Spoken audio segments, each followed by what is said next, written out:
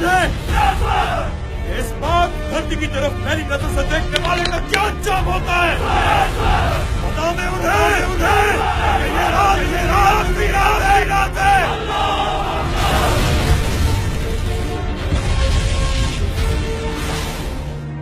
اب پاکستان پر جو جنگ مسلط کی جا رہی ہے that is the 4th generation وار۔ اب یہ مسلمان ملت کو مزید چھوٹے چھوٹے ٹکڑوں میں کرنا چاہتے ہیں، اور مشرق اور مغرب کے کفر کی راہ میں اگر اللہ نے کوئی آخری چٹان قائم کی ہے تو یہ اللہ کے حکم سے یہ پاکستان کی ریاست ہے۔ آج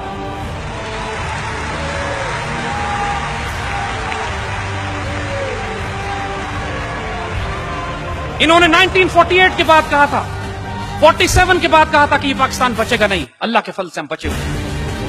1971 کے بعد جب غداری سے انہوں نے ہمیں چوٹ لگائی، انہوں نے کہا پاکستان بچے گا نہیں، اللہ کے فضل سے ہم بچے ہوئے ہیں۔ جب ہم نے سوویت یونین سے ٹکر لی، دنیا نے کہا اب تو پاکستان بچے گا ہی نہیں، ہم ہیں وہ نہیں ہیں۔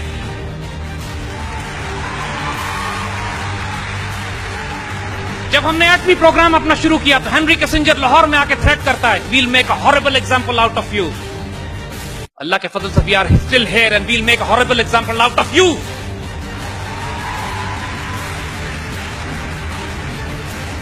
انہوں نے پاکستان پر سینکشنز لگائیں کہ پاکستان کبھی ایٹمی طاقت نہ بن سکے۔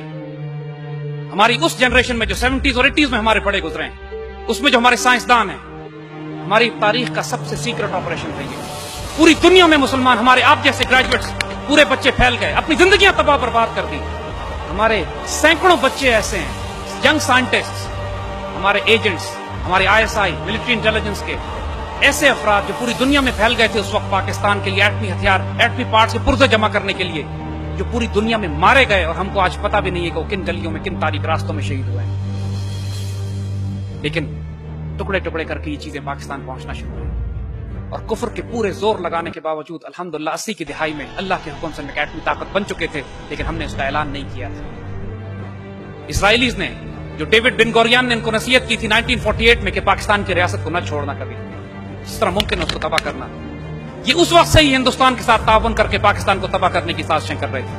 1967 میں جو سب سے بڑی چوٹ ہمیں لگی کہ جب انہوں نے اسرائیلیوں نے بغیر کسی اعلان کے 3 مسلمان ملکوں کی ایئر فورس اور آرمی کو تباہ کر کے رکھ دیا، جارڈن، سیریا، ایجپٹ، مسلمان ملکوں کی فضائیہ زمین پر تباہ ہو گئی۔ عید کے دن انہوں نے حملہ کیا جب مسلمان عید منا رہے تھے، اور مسلمان ملکوں کی فضائیہ تباہ ہوتی ہے۔ خطرہ یہ ہوتا ہے کہ تمام مسلمان ملک اب اسرائیل کے قبضے میں چلے جائیں گے۔ پاکستان ایئر فورس سے مدد طلب کی جاتی ہے، پاک فضائیہ کے دستے جاتے ہیں، اور اللہ کے حکم سے ہم اسرائیلیوں کو مار کے گراتے ہیں وہاں پہ۔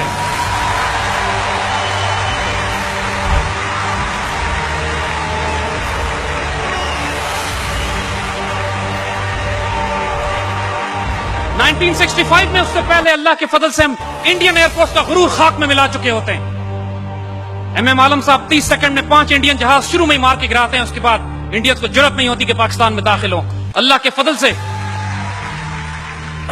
1967 میں بھی ڈسٹرائڈ اسرائیلی ایئر فورس، ان کا خطرہ جو مسلمان ملت کو ہوتا ہے وہ ٹل جاتا ہے۔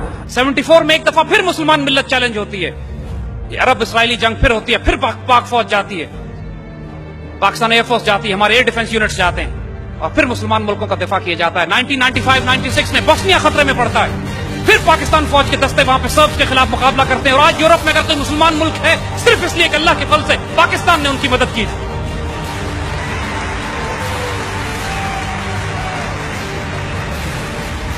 1981 میں اسرائیلیوں نے عراق کا ایٹمی ریئیکٹر تباہ کیا، 84 میں یہ پاکستان کا ایٹمی ریئیکٹر تباہ کیا۔ اس وقت ہمارے پاس F-16 تھے، لیکن F-16 کی ہماری اتنی رینج نہیں تھی کہ ہم اسرائیل پہ جوابی کارروائی کرتے اور واپس آتے۔ پاکستان نے تھریٹ کیا دہلی کو اور اسرائیل کو، دونوں کو۔ ہمیں نہیں پتا جہاز کس طرف سے آئیں گے، ہمیں نہیں پتا جہاز کی وارننگ، اس کے اوپر مارکنگ کس کی ہوگی۔ ہم ایک بات جانتے ہیں، اگر کاؤنٹر پہ بامبنگ ہوئی تو اس کے بعد دہلی اور تل ابیب کو ہم فلیٹ کر کے رکھ دیں گے۔ پاکستان ایئر فورس کے پائلٹ سے پوچھا گیا کہ ون وے مشن ہے، ون وے مشن ہے، صرف اسرائیل پہ آپ بامبنگ کے لیے جا سکتے ہیں، واپس نہیں آ سکتے، کون والنٹیئر کرے گا؟ Would you believe it? Entire F-16 squadron had raised their hands. They were volunteering for this.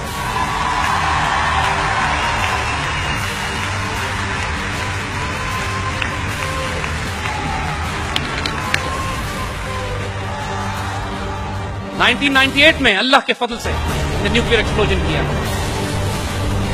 اور اللہ کے فضل سے انڈونیشیا سے لے کر موراکو تک مسلمانوں نے اس طرح چراغاں کیا جیسے پوری امت مسلمہ میں عید کا دن اس دن تھا، 28 مئی 1998۔